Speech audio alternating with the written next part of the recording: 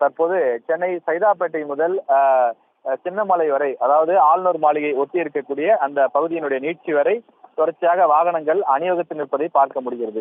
காரணம், இந்த பகுதியில் மெட்ரோ பணிகள், அதே போல தொடர்ச்சியாக கனமழை பெய்து வரக்கூடிய காரணத்தால் சாலை ஓரங்களில் தண்ணீர் பெருக்கெடுத்து ஓடுகின்றது. கிட்டத்தட்ட முழங்கால் அளவிற்கு தண்ணீர் நிற்பதனாலே வாகனங்கள் நடு சாலையில் மட்டுமே பயணிக்க வேண்டிய சூழல் ஏற்பட்டிருக்கிறது.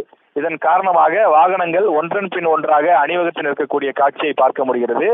அலுவலகங்களுக்கு செல்லக்கூடிய நேரம் முடிந்திருந்தாலும் கூட பலரும் தங்களுடைய பணிகளுக்காக தாமதமாக செல்லக்கூடிய காரணத்தால் 12 மணி ஆகிய பிறகும் கூட இந்த டிராபிக் ஜாம், போக்குவரத்து நெரிசல் ஏற்பட்டிருப்பதை பார்க்க முடிகிறது. சென்னையினுடைய பல்வேறு இடங்களில் பிரதான சாலைகளில் போக்குவரத்து நெரிசல் ஏற்பட்டிருக்கக்கூடிய நிலையில போக்குவரத்து காவலர்கள் பெரும்பாலான இடங்களில் நின்று போக்குவரத்தை சீர் செய்யக்கூடிய பணிகளிலே ஈடுபட்டு வருகிறார்கள். அவர்களுடைய அந்த வழக்கமான அந்த பீக் டைம் என்று சொல்லக்கூடிய அதிகமான போக்குவரத்து நெரிசல் இருக்கக்கூடிய நேரங்களாக இது இல்லை என்றாலும் கூட மழை நேரம் என்பதால் அதிகமான போக்குவரத்து நெரிசல் ஏற்பட்டு அவர்கள் தொலைத்தொடர்பு சாதனங்கள் மூலமாக எந்தெந்த இடங்களில் போக்குவரத்து நெரிசல் அதிகம் உள்ளது என கண்டறிந்து அந்த இடங்களில் 2 அல்லது 3 பேர் கூட சேர்ந்து போக்குவரத்து நெரிசலை சரி செய்து வருகிறார்கள். தற்போது சென்னையினுடைய நிலை என்பது தொடர்ச்சியாக விட்டு விட்டு கனமழை பெய்து வருகின்றது.